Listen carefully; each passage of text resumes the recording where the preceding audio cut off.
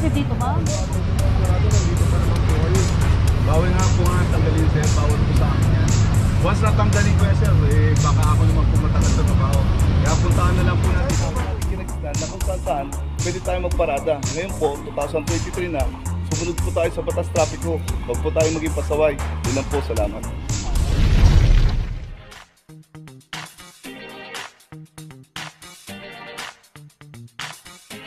Papajo TV! Location natin Don Quixote Corner España Boulevard. Dito yung sticker policy ng barangay. Dito yung makaklamtan dito yung walang mga sticker. At yung sticker na yung manggagaling yun sa barangay. Meron silang ginawang resolution dito regarding sa sticker. So aprobado naman yan doon sa City Hall. Pina-approve nila yan. At dito binigyan ng copy varnish yung clamping team. So ito yung sticker, no?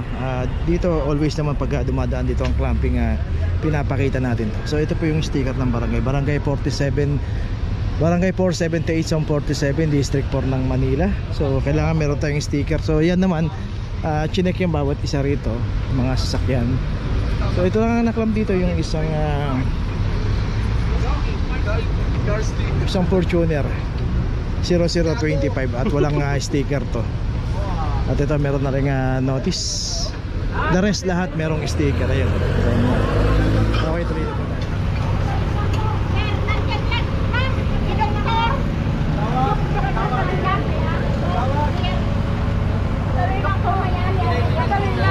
Pamangkin po ni Chairman. Ayan dyan sa loob.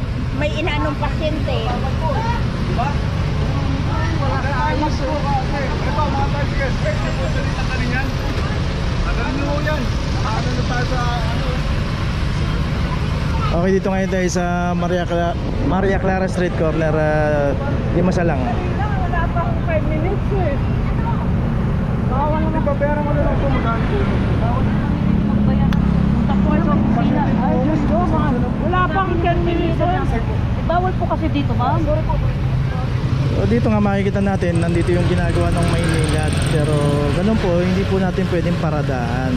Ngayon kung halimbawa gusto natin pumarada, hanap na lang po tayo ng mga pay parking, lalo na kung matatagalan tayo. Kaya nga sir, bawal na lang po natin sa Central Market Garden para ma-unlock na po yan. Sa amin po, bawal sa amin. Naintindihan ko naman. Puwasok po, bawal din mga kurado, nandito pa naman po kayo. Bawal nga po nga tanggalin sir, bawal po sa amin yan. Once natanggalin ko yan sir, baka ako naman po matagal sa trabaho. Kaya puntahan na lang po natin sa Central Market na sir, Central Market Impounding. Quezon Boulevard, Cabo, Manila. Doon po natin, pwede rin natin pautos yan sir kung gusto nyo. Paano po pautos? Sa ano mo, parang hindi kayo mabala. Sa kakilala mo. Kaya nga ho sir, pinapaliwanag ko sa inyo, bawal po. Puntahan nyo na lang po. Sir ha, ma'am. Sige po. Bali, utos nyo rin po. Hindi, kasi kailangan ko sa sakit. Okay, so ayun nga, ay paliwanag na.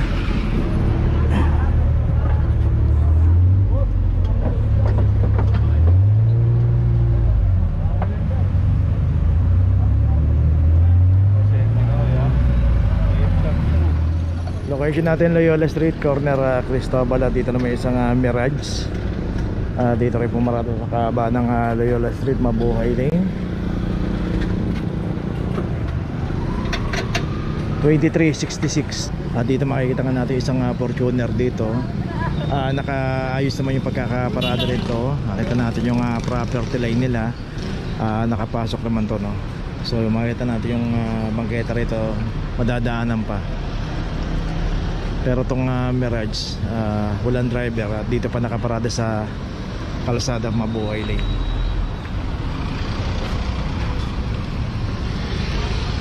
Okay, may notice na, tuloy na po tayo. Okay, dito ngayon tayo sa San Lazaro Street, corner Oroqueta. Dito yung complaint ng isang PA. At hindi raw nagbabayad ng parking, non-paying. Dahil dito sa kahabaan ng San Lazaro, pay parking. Okay, itong Mirage 005. Dito pagka pumarada tayo, lalo na dito sa mga pay parking, makikita naman natin yan kasi may mga ticket yan na ini-issue at saka nandito yung parking attendant.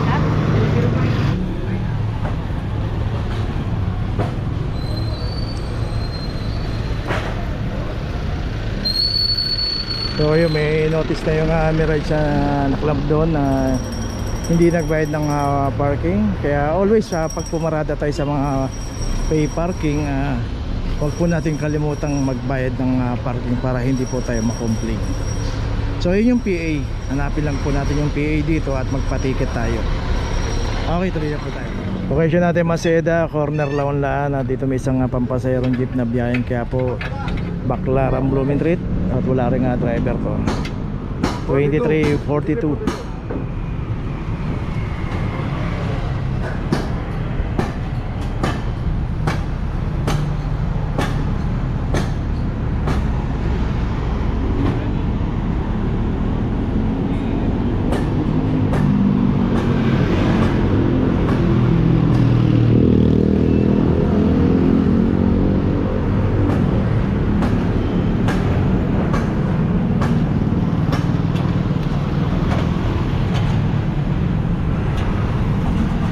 Okay, at ito meron na rin notice, tuloy na po tayo. So yung isang jeep dito, may driver rin, napapagawa yata. Location natin, T. Alonso Street, corner sa Catera Street. Dito isang Toyota Fortuner. At ito meron na rin cam number 2340. Right side. Dito yung pinaradahan kasi ng Fortuner, bawal dito. Sa right side lang pwedeng pumarada at yung pinaradahan nito, bawal. So alternate kasi ang parking dito, MWF, TTHS dito sa kabila. Kaya always bago tayo pumarada, magtanong tayo kung saan pwedeng pumarada. Kasi dito makikita natin halos lahat ng mga sasakyan dito nakaparada sa side na to. Dito makikita natin yung mga nagtitinda sa side na to. At yun nga, no, ino-operate naman to ng mga clearing operation, DPS, hawkers. Yun nga lang nilang madaanan araw-araw kasi marami rin po silang iniikutan. At ito meron na rin notice. Okay, tuloy na po tayo. Location natin, Benavides Street, corner Luzon Street, dito sa may tapat ng eskwelahan dito, Hope Christian High School, kung saan nakaparada itong isang Ford. At ito meron na rin clamp 2321.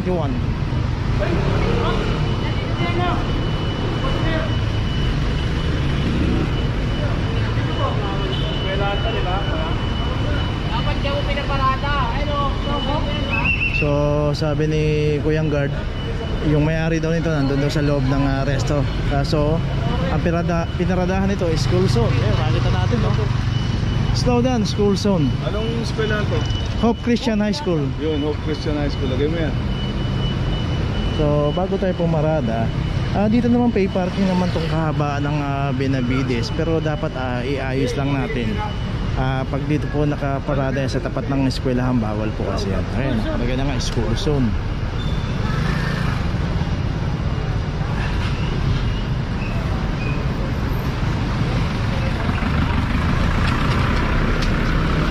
So yun, nailagay na yung notice doon na dumating na yung may-ari. Dapat maging aware tayo, lalo yung kung may gwardiya yung pupuntahan natin, tanong po natin kung bawal ba yung pinaradaan natin. Ayun ang pinaka the best po doon. Okay, tuloy na po tayo. Okay, location natin yung Maria Clara, corner Crisostomo. At dito isang Hyundai Kona. At ito meron ng clamp 2357 2351.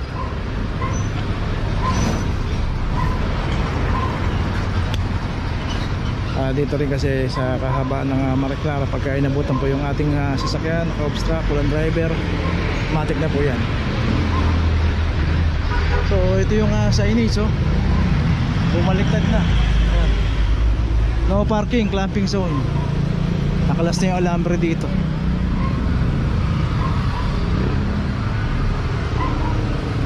Okay, tuloy na po tayo. Okay, saka isang sasakyan din dito, mga street corner. Ito ilang beses na rin nakaklamp ko. Isang Toyota Hiace. Kung ilang beses ang naklamp to, hindi na natin mabilang, no? Pero same location, same position. 2366. At ganun po sana pagka paulit-ulit po tayong nakaklamp, sana huwag na po nating iparada ng ganito. Kasi pagka naabutan po ng clamping operation yan at nakaparada pa rin ng ganyan yan, matik na po yan na makaklamp at lalong to walang driver. Okay, may notice na.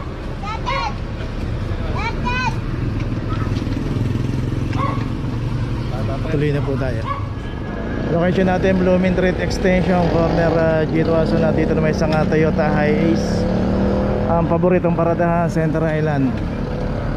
At dito nakita natin mga taga PDO yan, naglilid na ng mga halaman dito sa Center Island. Sila yung nangangalaga rito. Shoutout sir. Ang masisipag na PDO, Park Development Office. masisipag ng mga taga PDO. Sila sir yan kasama. Sila yung nangangalaga dito sa mga Center Island sa PDO, Parks Development Office. Ang masisipag na PDO.